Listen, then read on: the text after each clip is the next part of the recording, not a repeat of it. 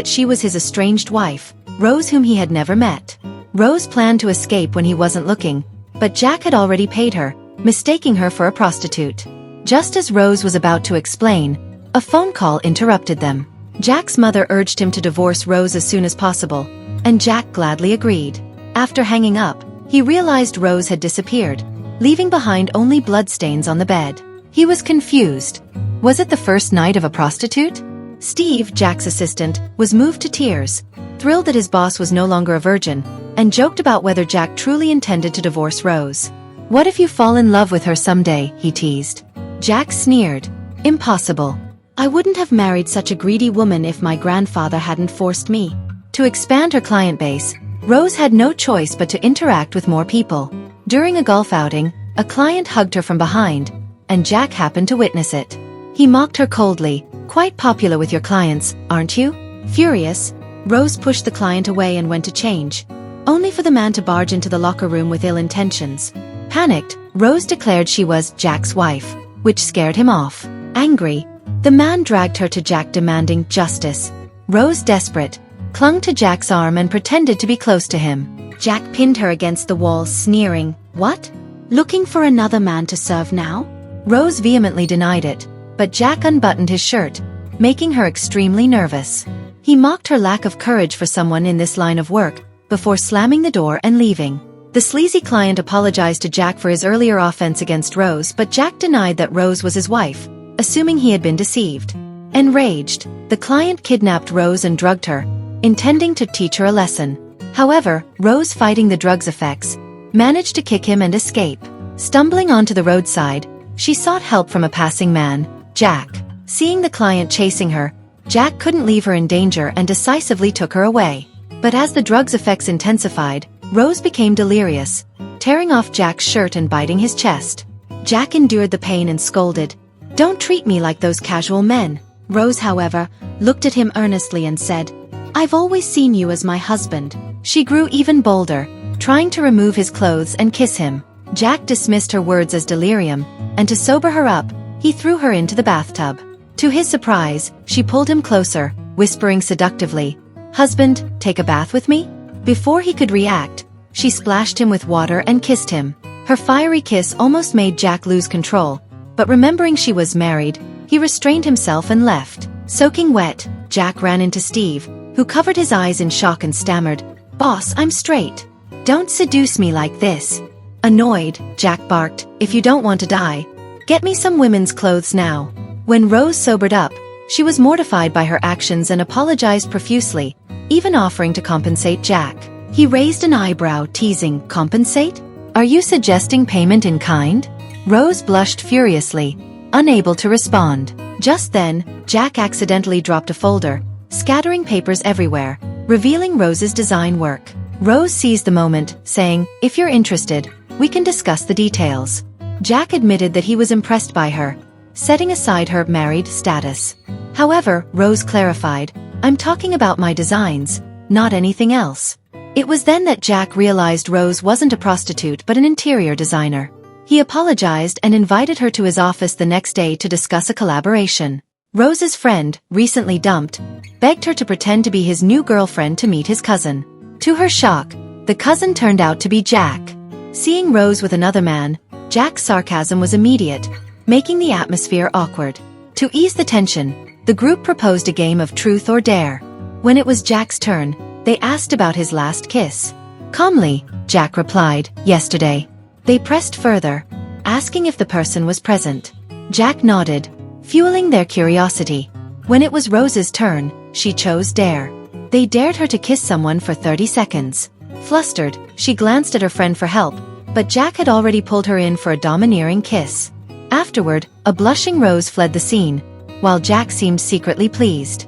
Rose's friend, noticing this, teased Jack, "Was Rose the one you kissed yesterday?" Jack raised an eyebrow, probing, "Doesn't it bother you to see your girlfriend kissing someone else?" The friend quickly clarified, "She's just pretending to be my girlfriend." Jack, realizing Rose wasn't romantically involved with her friend, felt a strange sense of relief. Seeing Jack's interest, the friend encouraged him to confess to Rose. After some thought, Jack approached her and asked earnestly, "Will you divorce your husband and be with me?" Rose was stunned. debating whether to reveal the truth. Just then she received a call. Jack's grandfather was returning, delaying their divorce. Relieved, Rose told Jack that the divorce was postponed. Jack misunderstood her joy as reluctance to part with him, his eyes darkening with disappointment as he walked away. Soon after, Rose was ambushed by thugs. Jack arrived just in time, shielding her and taking a knife wound. Seeing her worried about him, Jack felt secretly pleased and demanded she cook for him. However, Rose's stepmother appeared, accusing her of causing her stepsister's hospitalization. Rose's father, present but silent, offered no defense. Heartbroken, Rose coldly severed ties with her family. Bearing a visible slap mark, she brought Jack his meal. Seeing her injury, Jack mistakenly assumed her husband had hit her and urged her to divorce.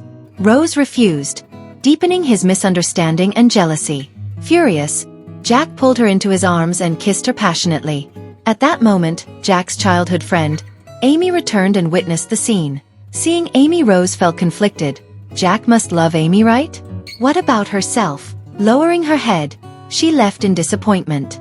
Jack, however, rejected Amy's confession, declaring his love for Rose. When Jack's grandfather heard rumors of his infidelity, he was livid and punished him severely. Jack returned home, covered in injuries, and asked Rose to tend to his wounds. While doing so, her lips accidentally brushed his shoulder. Jack teased, "Was that on purpose?" Embarrassed, Rose changed the subject, asking why he was punished. Jack chuckled bitterly. "Grandfather accused me of infidelity." Rose misunderstood, assuming he referred to Amy, and retorted coldly, "Her charm must be extraordinary." Amused, Jack replied, "You're the first to praise yourself like this." Only then did Rose realize Jack was punished because of her. Feeling guilty, she offered, "Should I stay and take care of you?"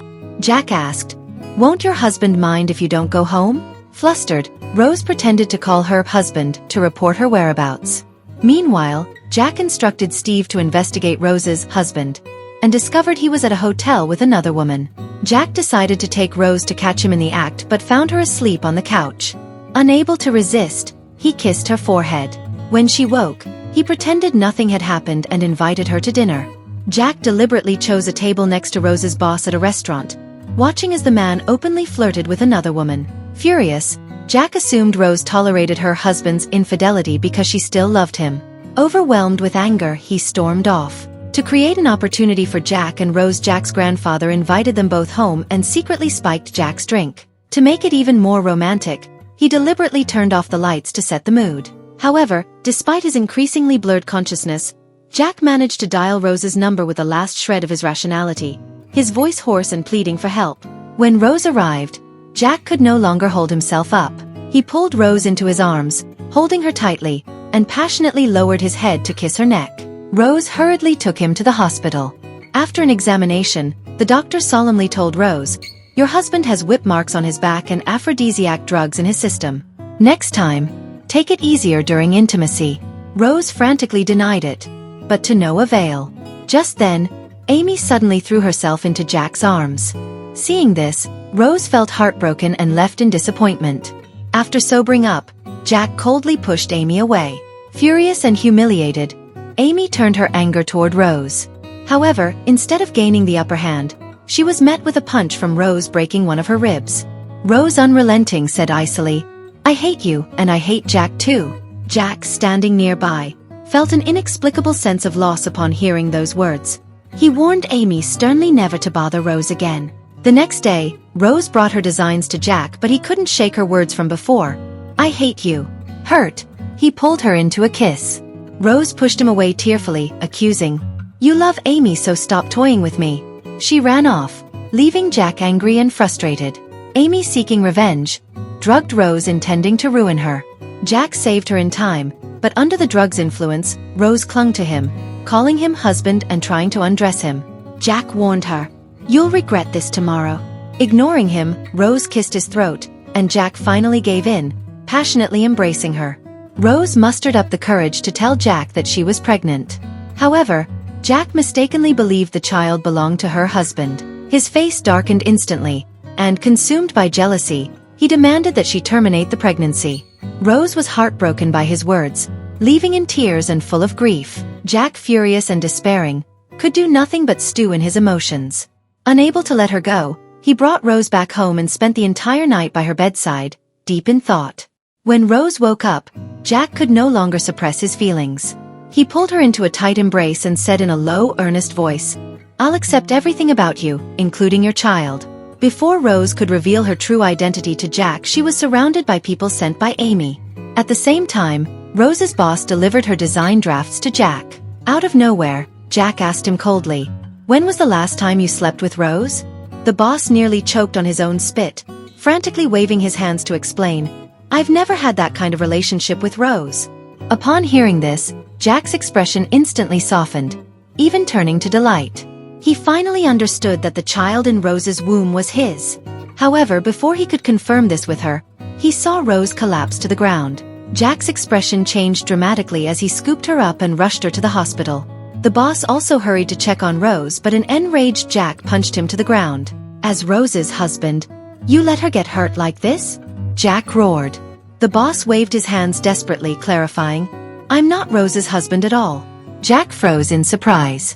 Just then, the doctor walked out of the operating room and called Rose by her real name. In that moment, everything became clear to Jack. Rose was, in fact, his estranged wife, the one he had been trying to divorce all along. When the truth came to light, Jack was overwhelmed with complicated emotions. Upon discovering that it was Amy who had harmed Rose, he didn't hesitate to order her arrest and have her sent to prison. In the end, do you think Rose will reconcile with Jack?